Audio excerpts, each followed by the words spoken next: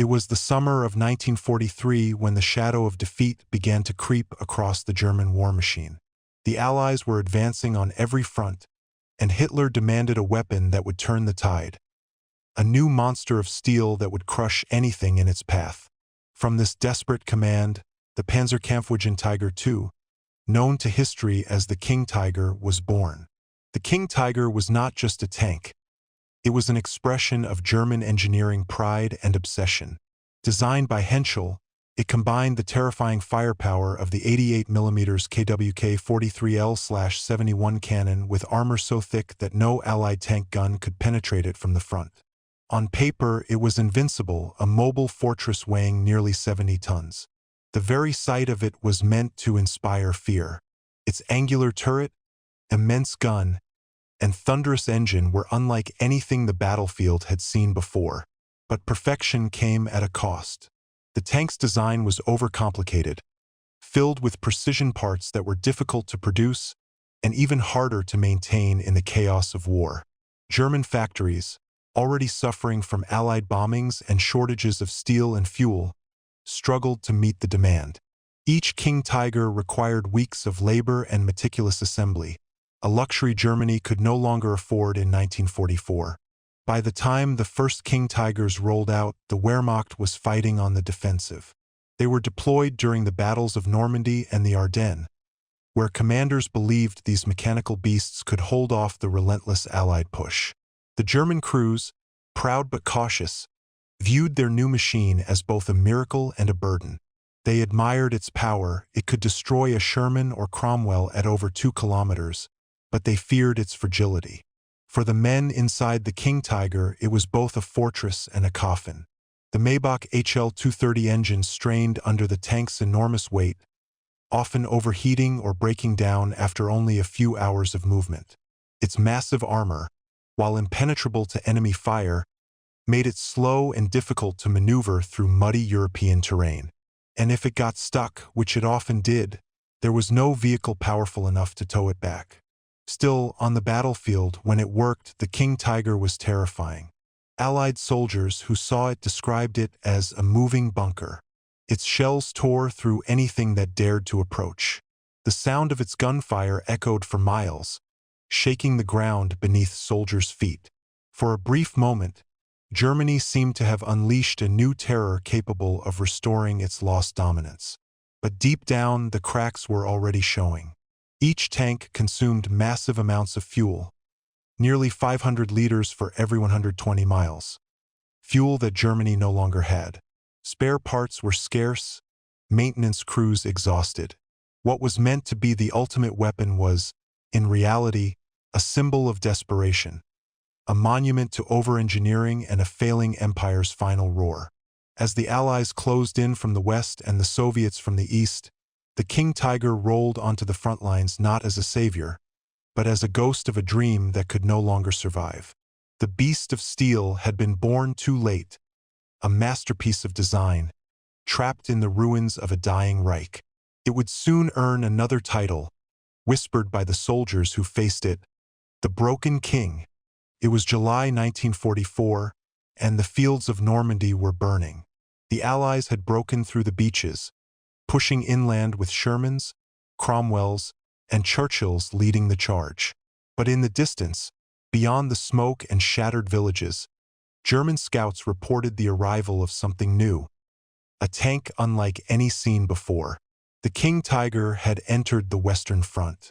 The first units arrived under the 503rd Heavy Panzer Battalion, rolling out near Cannes. As dawn broke, the countryside trembled beneath their treads. Allied soldiers who heard the deep, metallic roar thought it was artillery thunder, but it wasn't. It was the sound of 70 tons of German steel awakening. The King Tiger's presence on the battlefield was immediately felt. Its 88mm gun could destroy a Sherman tank from more than 2 kilometers away.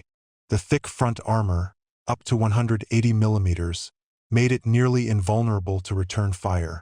Allied tank crews, trained to flank and outmaneuver, suddenly found themselves facing an enemy that could kill them before they even got within range. In one of the first clashes near Villers-Bocage, A single King Tiger ambushed an entire Allied column.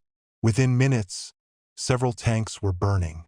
A British gunner recalled later, "Our shells just bounced off. It was like throwing stones at a wall."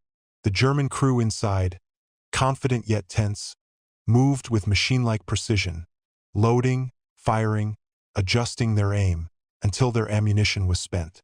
But even during its first triumphs, the King Tiger revealed its fatal weaknesses. As the German tanks advanced toward new positions, two of them broke down. One with a snap transmission, another immobilized by an overheated engine. Mechanics worked frantically under enemy fire, their wrenches clanging against steel, but the machines were too fragile for the chaos of war. The Allies soon learned that the best way to defeat a King Tiger was not by shooting it, but by waiting for it to stop moving. Still, those early encounters terrified Allied commanders.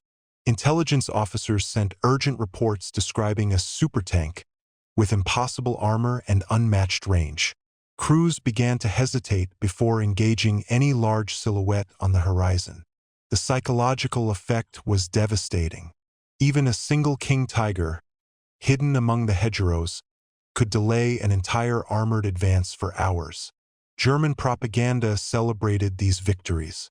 Newsreels showed King Tigers rolling through the mud, their turrets turning slowly toward unseen enemies, while the narrator declared them the invincible guardians of the fatherland.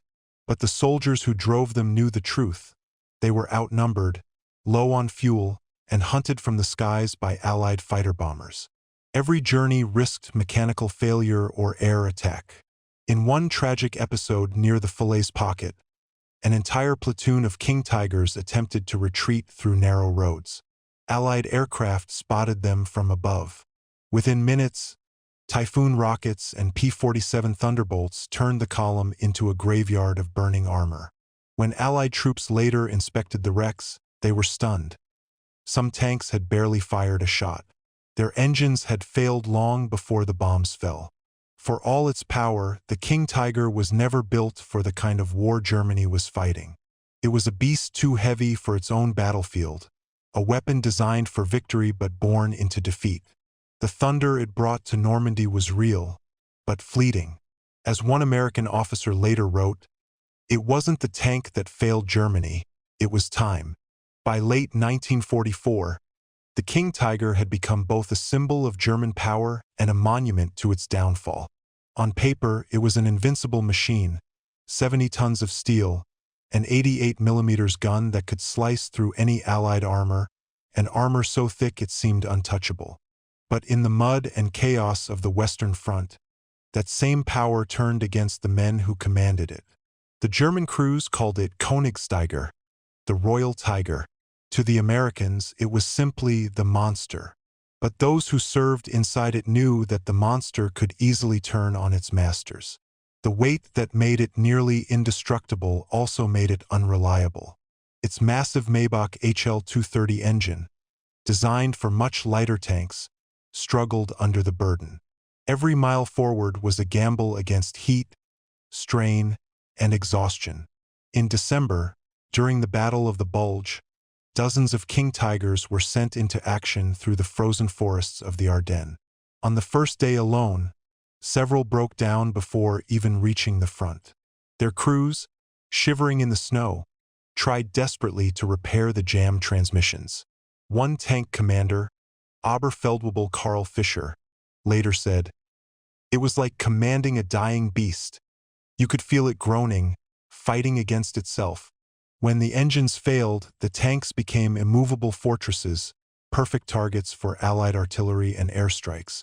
Mechanics risked their lives crawling beneath the massive chassis to replace broken gearboxes.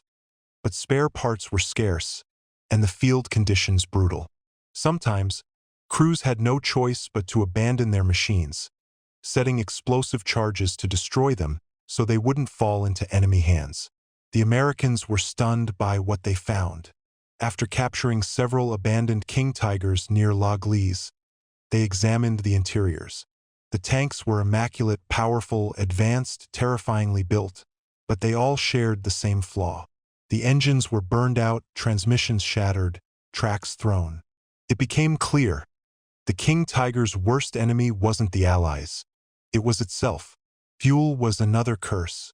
The Tiger's massive engine devoured nearly 500 liters of gasoline per 100 kilometers, a luxury the collapsing Reich could no longer afford. German supply lines were in ruins, and tank crews often sat idle for days waiting for fuel that never came. One officer grimly joked, "Our tanks fight more with thirst than with bullets." As Allied bombers roamed the skies, even moving the King Tigers became a deadly risk. Columns of heavy armor were spotted and destroyed before they could reach the battlefield. Pilots reported seeing tanks halted in open fields, their hatches open, crews fleeing, not because of enemy fire, but because the engines had caught fire from within. By early 1945, the legend of the King Tiger was fading. For every one that reached combat, 2 were lost to mechanical failure or lack of fuel. The soldiers who had once boasted of commanding the mightiest weapon in the world now marched on foot, watching their machines burn behind them. Yet even in failure, the King Tiger inspired awe. Allied engineers studied its design, marveling at its power and precision. They realized that Germany's downfall wasn't a lack of ingenuity. It was excess. Too much armor, too much weight, too much ambition. The Tiger had been designed to win a perfect war, but war is never perfect. As one American sergeant said, standing before a disabled Tiger with its engine still smoking, "It wasn't us that killed it, it just died of pride." The roar of the ocean slapped against the steel hull of the giant vessel as engineers from the United States stood on its deck, mouths half open, eyes wide. It was April 1966, and the project had called in the best men and a few women with nerves of steel, tasked with inspecting the newly launched supertanker Giant Spirit, a leviathan of a ship that NASA-era dreams could have inspired. For weeks, the engineers had prepared for the unusual mission. To climb, probe, measure, evaluate every weld, every girder, every hydraulic pump with military precision. As they stepped aboard, the sheer size stunned them. One of them, Jim Horvath from Houston, muttered, "It feels like walking through the inside of a skyscraper lying on its side." His colleague, Sarah Martinez, just shook her head. She'd handled spacecraft components, microgravity environments, but this ship dwarfed them all. Their assignment: inspect the Giant Spirit's machinery and structural integrity before its maiden voyage across the Atlantic. Rumors whispered that the vessel would break records in cargo capacity, that it required new methods of inspection, not just standard shipyard checks. Their employer, Transatlantic Marine Engineering, had promised innovation. The vessel, built at the sprawling shipyard in Harland and Wolf-adjacent Belfast, had lifts, catwalks, and compartments that made it more like a fortress than a cargo ship. On the third day, they descended into the engine room, a cathedral of pistons, turbines, and enormous shafts turning with hypnotic rhythm. The heat, the noise, the scale, it overwhelmed senses. Jim wiped sweat off his brow and realized something. He had spent years inspecting oil rigs, nuclear plants. Nothing prepared him for this. Sarah directed a drone camera into the shadows beneath a massive crankshaft assembly. The screen flickered, the camera whined, and then displayed a tiny hairline crack. "Look at this," she said, voice tight. The size of the crack was negligible to the untrained eye, but given the stresses this hull would endure, it was serious. She closed in with her caliper. The crack was centimeters long, hidden behind a mounting bracket. They reported it immediately. The captain of the ship, a grizzled seafarer by the name of Captain Olson, paced the deck, cigarette in hand. When told, he blew out a cloud of smoke and said, "You Americans are thorough and annoying." But he nodded. The repair team moved in. Hours later, the crack was patched and the weld reinforced. That evening, the engineers gathered on the aft deck as the sun dipped into the ocean. They shared stories of skyscrapers they'd inspected, of offshore platforms in storms, of satellites in orbit.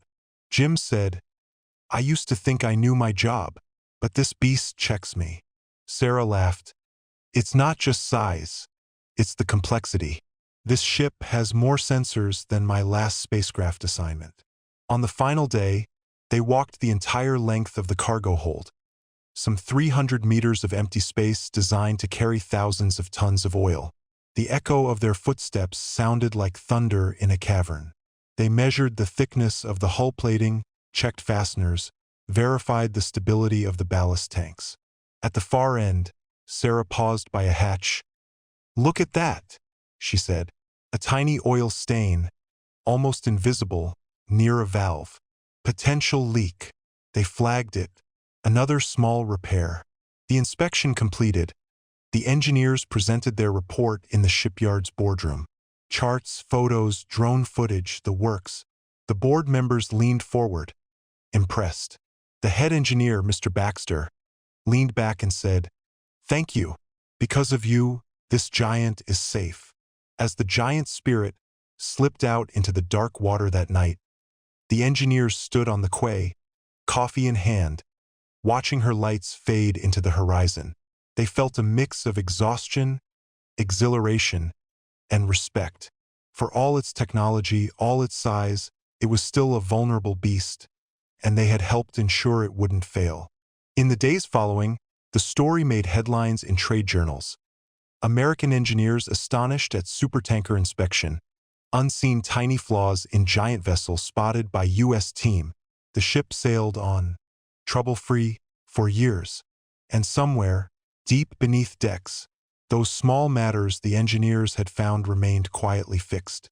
The giant walked on the seas, thanks to the careful eyes of a few inspectors.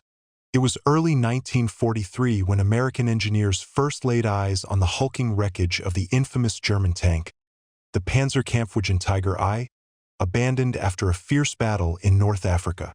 Dubbed the Iron Monster by Allied soldiers, it had inspired both awe and fear. Heavily armored, mechanically complex, and nearly unstoppable on open terrain. Yet here it was, stranded in the sand, its treads shredded, gun turret frozen, engine dead. Corporal James Whitaker remembered standing beside it, notebook in hand, sketching the jagged contours of the shattered hull. "We thought it was invincible," he later wrote. "But up close it was just metal, and metal can fail." The engineers, part of a technical reconnaissance unit, had been sent to study captured or destroyed enemy equipment.